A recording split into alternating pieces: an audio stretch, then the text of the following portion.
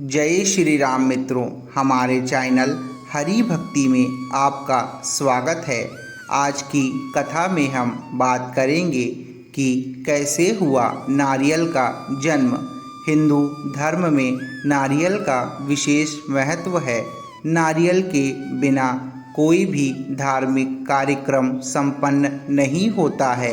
नारियल से जुड़ी एक पौराणिक कथा भी प्रचलित है, जिसके अनुसार नारियल का इस धरती पर अवतरण ऋषि विश्वामित्र द्वारा किया गया था। आज हम आपको नारियल के जन्म से जुड़ी यही कहानी बता रहे हैं। यह कहानी प्राचीन काल के एक राजा सत्यव्रत से जुड़ी है। सत्यव्रत एक प्रतापी राजा थे, जिनका ईश्वर में संपूर्ण विश्वास था। उनके पास सब कुछ था, लेकिन उनके मन की एक इच्छा थी जिसे वे किसी भी रूप में पूरा करना चाहते थे। वे चाहते थे कि वे किसी भी प्रकार से पृथ्वीलोक से स्वर्गलोक जा सकें। स्वर्गलोक की सुंदरता उन्हें अपनी ओर आकर्षित करती थी, किंतु वहाँ कैसे जाना है यह सत्यव्रत नहीं जानते थे। एक बार ऋषि विश्वामित्र तपस्या करने के लिए अपने घर से काफ़ी दूर निकल गए थे और लंबे समय से वापस नहीं आए थे। उनकी अनुपस्थिति में क्षेत्र में सूखा पड़ गया और उनका परिवार भूखा प्यासा भटक रहा था। तब राजा सत्यव्रत ने उनके परिवार की सहायता की और उनकी देखरेख की जिम्मेदारी ली। जब ऋषि विश्वामित्र वापस लौटे तो उन्हें परिवार वालों ने राजा की अच्छाई बताई। वे राजा से मिलने उनके दरबार पहुँचे और उनका धन्यवाद किया। शुक्रिया के रूप में राजा ने ऋषि विश्वामित्र द्वारा उन्हें एक वर देने के लिए निवेदन किया। ऋषि विश्वामित्र ने भी उन्हें आज्ञा दी। तब राजा बोले कि वो स्वर्गलोक जाना चाहते हैं, तो क्या ऋषि विश्वामित्र अपनी शक्तियों का सहारा लेकर उनके लिए स्वर्ग जाने का मार्ग बना सकते हैं?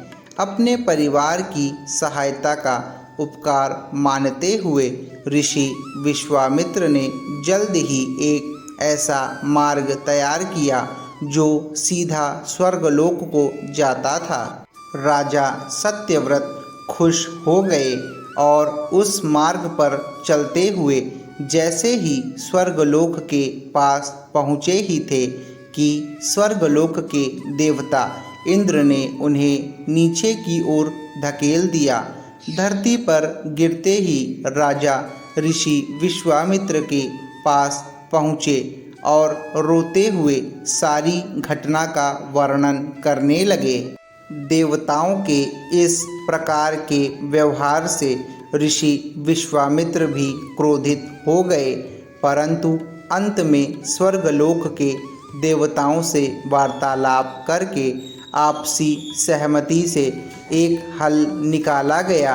इसके मुताबिक राजा सत्यव्रत के लिए अलग से एक स्वर्गलोक का निर्माण करने का आदेश दिया गया।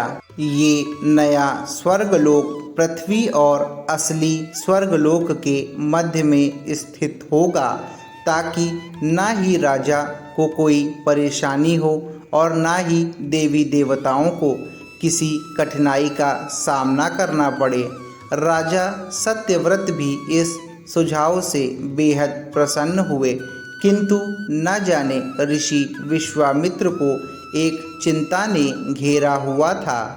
उन्हें यह बात सता रही थी कि धरती और स्वर्गलोक के बीच होने के कारण कहीं हवा में जोर से यह नया स्वर्गलोक डगमगा न जाए।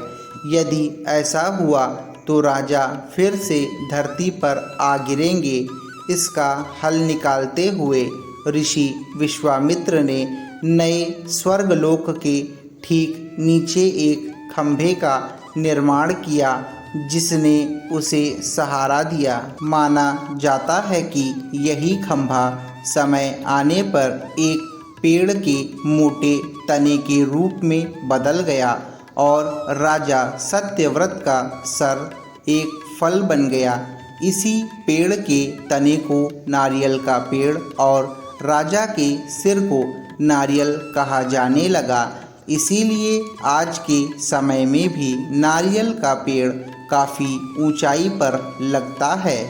इस कथा के अनुसार सत्यव्रत को समय आने पर एक ऐसे व्यक्ति की उपाधि दी गई जो ना इधर का है और ना ही उधर का, यानी कि एक ऐसा इंसान जो दो धुरों के बीच लटका हुआ है। तो दोस्तों, कैसी लगी आपको हमारी ये कथा? आप हमें कमेंट में ज़रूर बताएं।